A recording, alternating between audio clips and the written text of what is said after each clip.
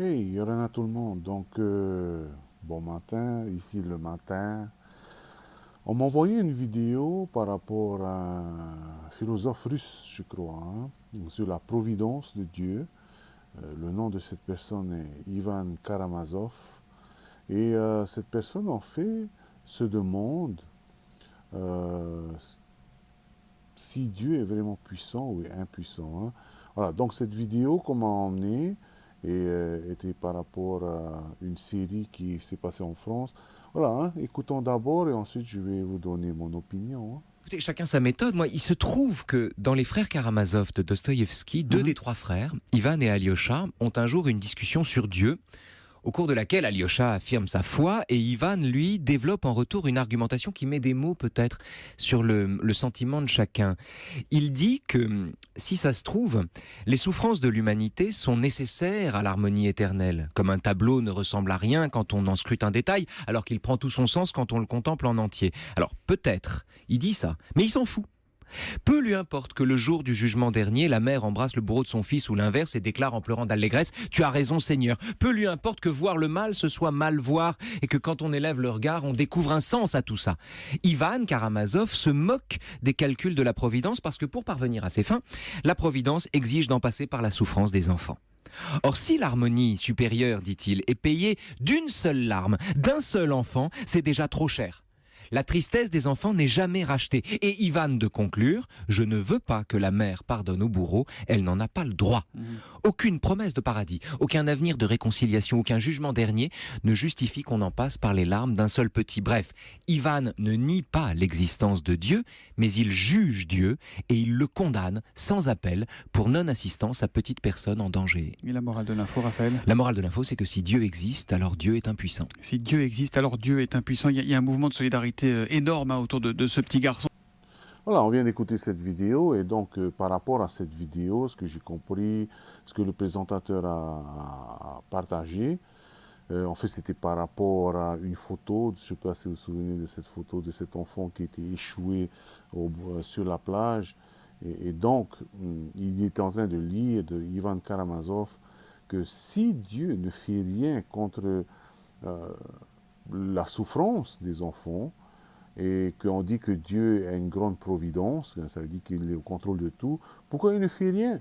Et donc il est en train de conclure que Dieu est donc impuissant, puisqu'il ne fait rien. Bon, la première chose à savoir, c'est que ce n'est pas Dieu qui a causé ces choses. Hein, ces choses ont été causées par qui? Par l'être humain.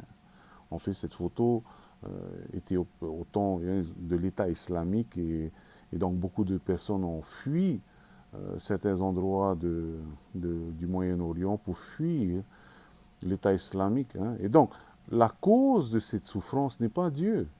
La cause de cette souffrance est l'homme.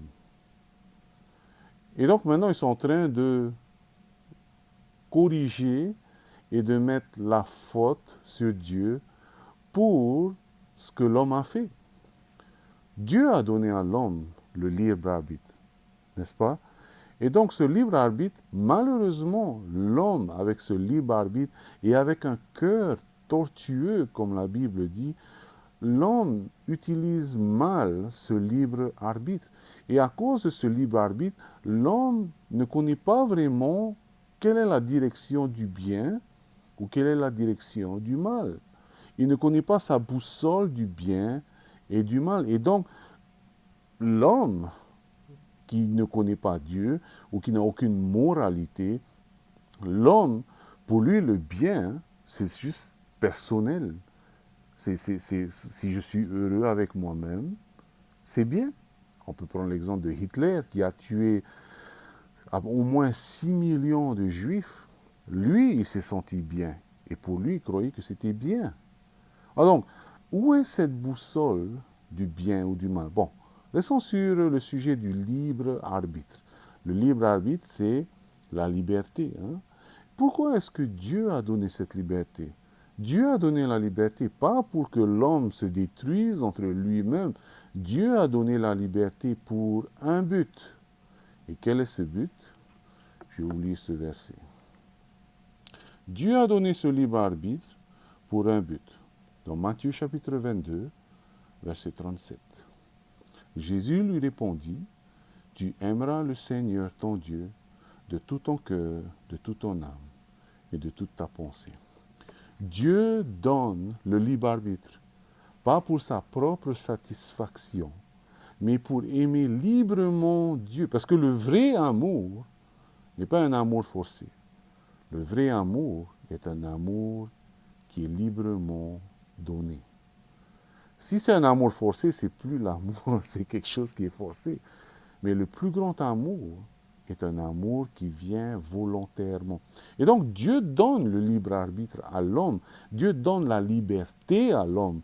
Pas pour qu'il fasse ce qui lui fait plaisir lui-même. Il lui donne ce libre arbitre. Pourquoi? Il lui donne cette liberté. Pourquoi?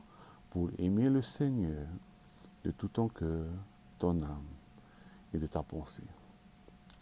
Bon, par rapport maintenant aux enfants, il est vrai que dans ce monde, il y a des enfants qui souffrent et qui meurent. Hein, voilà. Et ça, je ne le renie pas. Hein. Mais lisons quelques versets encore. Hein. Je vais vous partager avec vous 2 versets. Hein. Jésus dit dans Matthieu chapitre 19, verset 14. Et Jésus dit, laissez les petits enfants et ne les empêchez pas de venir à moi, car le royaume des cieux est pour ceux qui leur ressemblent. Tous les enfants, au moins des chrétiens, mais qui meurent, enfants, eux, le royaume des cieux est à eux. Donc il est vrai que sur cette terre, et ça nous brise le cœur de voir des enfants souffrir par la maladie, dans certains pays par l'esclavage, dans certains pays par la torture. Mais il ne faut pas oublier, dès que ces enfants passent dans l'éternité, le royaume des cieux les appartient. Il y a un autre verset encore, je vous lis. Celui-ci, c'est David, en fait, le roi David, qui perd son petit enfant. Et qu'est-ce qu'il dit? Maintenant qu'il est mort, pourquoi je jeûnerai? Puisque puis-je le faire revenir? J'irai vers lui, mais il ne reviendra pas vers moi. Ce que David est en train de dire, c'est que il sait que lui ira au paradis un jour. Et qu'est-ce qu'il dit? Un jour, je vais le rejoindre. Mais il ne peut pas me rejoindre. C'est moi qui vais le... Donc ici, 2 indices que quand un enfant passe dans l'au-delà, il part dans le royaume de Dieu. Il est vrai que sur cette terre, même moi, ça me brise le cœur de voir des enfants qui souffrent. Ça me fait même brise le cœur de voir ma fille qui pleure quand elle se coupe un peu le petit doigt. Hein. Ça me fait mal au cœur. Voilà. Mais il ne faut pas oublier que le royaume des cieux est pour ceux qui leur ressemblent. Et donc, abordons maintenant le vrai sujet. Hein. Quel est le vrai sujet, en fait, de cette vidéo? Le vrai sujet de cette vidéo est pourquoi est-ce que Dieu autorise-t-il ou laisse faire le mal se propager ou faire son œuvre dans ce monde? La raison va vous étonner peut-être, mais la raison est que Dieu t'aime. Et c'est pour cela qu'il laisse faire. Ah bon, mais les enfants, alors, et tout ça. Attends, laisse-moi t'expliquer. Dieu t'aime. Il est vrai que tu te poses cette question, alors je pose cette question maintenant à toi qui te poses cette question, toi qui te dis, pourquoi est-ce que Dieu laisse faire le mal dans le monde? Pourquoi est-ce qu'il autorise toutes ces choses odieuses? Maintenant, laisse-moi te poser cette question. Et j'espère que tu vas répondre honnêtement et sincèrement. Laisse-moi te poser cette question. La question est que, est-ce que aux yeux de Dieu, tu peux te considérer toi-même comme une personne de bien? Je ne dis pas que si toi tu te considères comme une personne bien, parce qu'il y a beaucoup de personnes qui se considèrent des bonnes personnes. Non, je ne te demande pas ça. Je te demande que si aux yeux de Dieu, es-tu une bonne personne? Je te réponds, non. Et vous savez quoi? Personne. Même moi. Même moi. Je ne suis pas une bonne personne devant Dieu. Je ne suis pas du tout une bonne personne. Il n'y a qu'une bonne personne devant Dieu, en fait, qui a marché sur cette terre. Cette personne, c'est Jésus. C'est Dieu qui est devenu chair et qui a vécu une vie parfaite. Seul Jésus est bon aux yeux de Dieu le Père. Et donc, et nous alors? Et nous? On mérite alors tous le même, alors la mort, oui, c'est pour ça. On mérite tous ceci. Mais Dieu, selon la Bible, un jour, Dieu va me regarder et il ne va pas voir Matthieu. Matthieu, il est mal. Vous ne connaissez pas Matthieu. Il a fait plein de mauvaises choses, il fait plein de mauvaises choses et il fera beaucoup de mauvaises choses encore dans sa vie. Mais c'est Jésus qui est en moi qui est bon.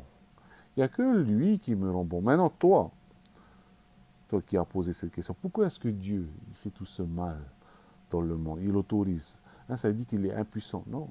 Mais en réponse à cette Ivan Karazanov, peut-être tu juges Dieu par rapport à ta moralité. Maintenant, Dieu va te juger par rapport à sa moralité. Même toi, Ivan, qui te crois très moral, bon, il est mort, ouais, mais bon. Toi qui te crois très haut moral, qui te permet de juger la moralité de Dieu, même toi, tu n'es pas bien ou une bonne personne aux yeux de Dieu. Et donc, qui te laisse le temps de l'accepter pour qu'aux yeux de Dieu, ensuite, en acceptant Christ, tu deviens bon aux yeux de Dieu.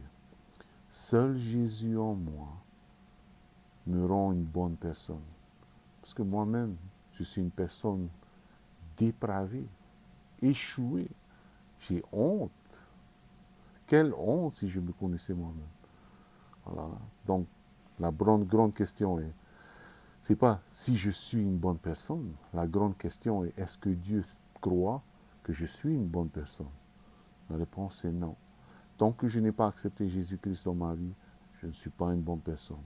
Maintenant que Jésus-Christ est en moi, Dieu ne me voit plus, mais il voit le Christ qui est en moi. Lui qui est parfait, lui qui est bon. Et donc c'est pour cela que dans Jean chapitre 3 verset 30, il est écrit, il faut que moi je diminue, que lui qui est en moi grandisse, pour que lui prenne ma place et que Dieu me voit, pas moi, mais qu'il voit le Christ. Donc question encore, pourquoi est-ce que Dieu laisse le mal se propager dans le monde? Parce qu'il veut te laisser le temps de te repentir. Repens-toi, Dieu t'aime.